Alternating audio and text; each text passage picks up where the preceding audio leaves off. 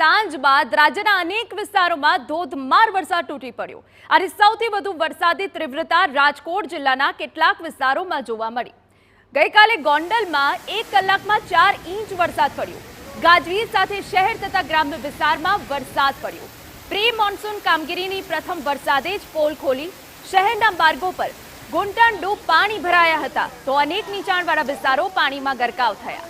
શહેરના અનેક અંડરબ્રિજ પર જળબંબાકારની સ્થિતિમાં જોવા મળ્યા તો બીજી તરફ ગ્રામ્ય વિસ્તારમાં વાવણી લાયક વરસાદથી ખેડૂતોમાં ખુશી।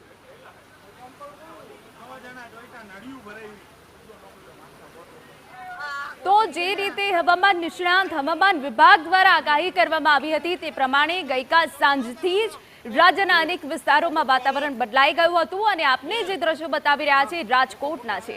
રાજકોટના ગોંડલમાં ભારે વરસાદ પડ્યો જેના કારણે સર્વત્ર પાણી ભરાઈ ગયું।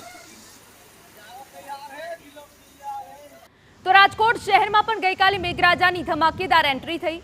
રાજકોટ શહેરમાં 1 કલાકમાં ખાબક્યો હતો 3 ઇંચ વરસાદ। 3 ઇંચ વરસાદે પગલે જળબંબાકારની સ્થિતિ સર્જાઈ।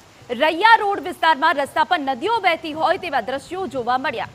વરસાદી પાણીમાં અનેક વાહન ચાલકો અટવાયા હતા તો સેન્ટ્રલ ઝોનમાં 2.5 ઇંચ અને ઈસ્ટ ઝોનમાં 1.5 ઇંચ વરસાદ પડ્યો છે।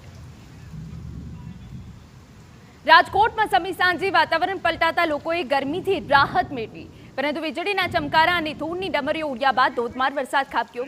જોત જોતામાં મેઘરાજાએ રૌદ્ર સ્વરૂપનો રાજકોટવાસીએ અનુભવ કર્યો। અનેક વિસ્તારોમાં વરસેલા વરસાદે શહેરને પાણી કરી નાખ્યું।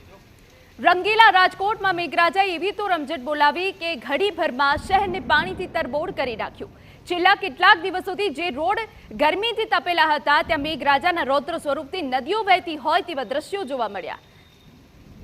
વિડીયોમાં વાહન ચાલકોની સ્થિતિ પરથી વરસાદી માહોલનો અંદાજ જોઈ શકાય છે।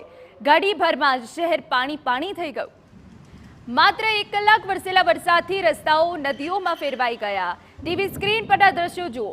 એક્ટિવા સહિતના નાના વાહનો રમકડાની માફક પાણીમાં તણાયા। પાણીના તેજ પ્રવાહ વચ્ચે લોકો પોતાના વાહનને પકડી રાખવા પ્રયાસો કરતા નજરે પડ્યા પરંતુ પ્રવાહ એટલો હતો કે લોકો પોતે વાહનો સાથે તણાવા લાગ્યા। બીજી તરફ પ્રવાહમાં તણાયેલા વાહનોનો ખડકલો જોવા મળ્યો। ગાજવીજ અને ભારે પવન સાથે શરૂ થયેલા વરસાદે ગણતરીના કલાકોમાં રંગીલા રાજકોટને ભીંજવી દીધું।